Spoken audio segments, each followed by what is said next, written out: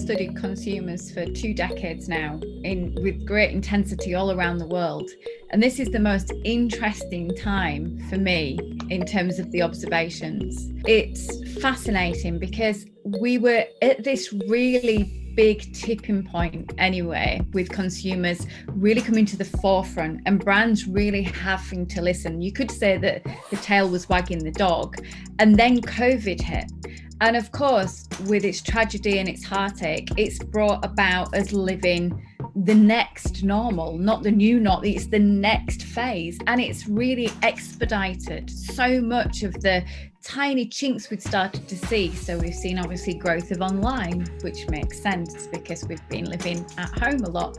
We've seen a movement into really focusing on things that truly matter to us, spending quality time together, re-engaging with our family, not feeling as on the move as we were.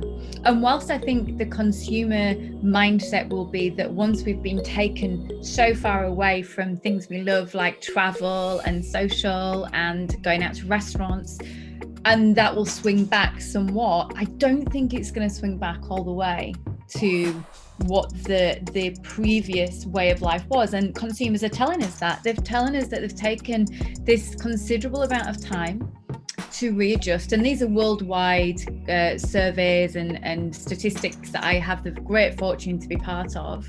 They're telling us that they're going to do things differently. And for me, this has been the great reset. The button has been pressed and consumers are going to take the breath and re-emerge into a very different mindset when it comes to engaging with businesses. And I think one of the most exciting takeouts of that is consumers are looking for businesses to be good. Now, that is a really big piece of work summarized just by one word. And it seems quite naive, I guess. Be good, what does that mean? But it's in every single part of life: environmental, ethical, how you look after your stakeholders, how you treat your customers. And so whilst businesses have also gone through a really challenging time, they are going to have to re-emerge from this as different beings too. So we're going to have to leapfrog into this new era as business owners, where we are capable of pivoting and moving faster and listening to the heartbeat of the customer and keeping up with that. So it's utterly fascinating, but it's certainly going to be one of those points in history when in years to come we'll look back at this and say, well, this step change, really, we can define exactly when that happened.